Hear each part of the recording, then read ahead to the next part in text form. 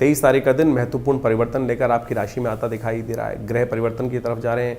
आपका राजयोग का निर्माण होने को तैयार है। जिस प्रकार से चंद्रमा 2-3 दिन थोड़े कमजोर रहे और अब आपकी राशि में राजयोग का निर्माण, गजकेसरी योग का निर्माण से एक नया श्रृंखला, एक के बाद एक परिवर्तनों की श्रृंखला आरंभ हो रही है और ये परिवर्तन आपकी राशि में देखेंगे तो बहुत महत्वपूर्ण योग बनाएंगे।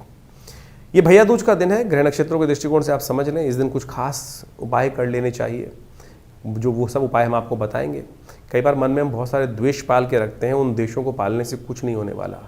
इस दिन यदि आप चाहते हैं कि भाग्य परिवर्तन हो तो वो उपाय भी कर लीजिएगा जो हम आपको बताएंगे। लेकिन ग्रह नक्षत्रों के दृष्टिकोण से जो समय है वो आपको थोड़ा सा कहीं ना कहीं बिल्कुल अंतिम दौर में है परिवर्तन का समय।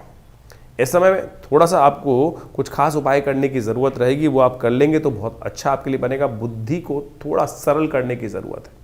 अभी बुद्धि थोड़ी रूढ़िवादी दिखाई देती है, चीज़ों को परिवर्तन करने में थोड़ी मेहनत लगानी पड़ेगी, थोड़ा सा हठ धर्मिता मन में आती दिखाई दे रही है। आपको अपने आप को सरल करना पड़ेगा, इस बात को आपको ध्यान रख लेना चाहिए। ग्रह जो हैं वो आपकी बुद्धि को सरल होने नहीं दे रहे हैं इस वक्त, तो थोड़ी सरलता को अपनाने का आपको प्रयास करना चाहिए। हो सके तो शनि का उपाय थोड़ा करने का प्रयास करें। क्या उपाय बनता है वो आप नोट कर लीजिए। साथ साथ इस दिन चित्रगुप्त जी की पूजा भी अवश्य करनी चाहिए।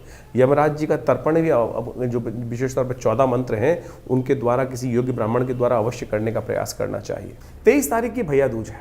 कार्तिक जो शुक्ल पक्ष की द्वितीया है, ये यम द्वितीया है। देखिए, दीपावली का महापर्व बड़े सुंदर रूप से आपको समझ लें, यमराज जी की पूजा से, यमदीप दान से शुरू होती है और जो है वो अंत भी यमदीप दान से ही होता है। ये कार्तिक के महीने में दीपदान का ही महत्व है।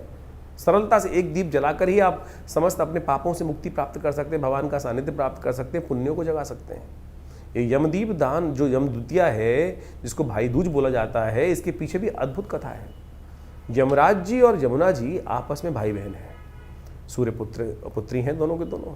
और कहा जाता है कि यमुना जी हमेशा यमराज जी से कहती थी कि हमारे यहाँ कभी भोजन करें आके। धर्मराज हमेशा व्यस्त रहते थे, टाइम नहीं मिलता था।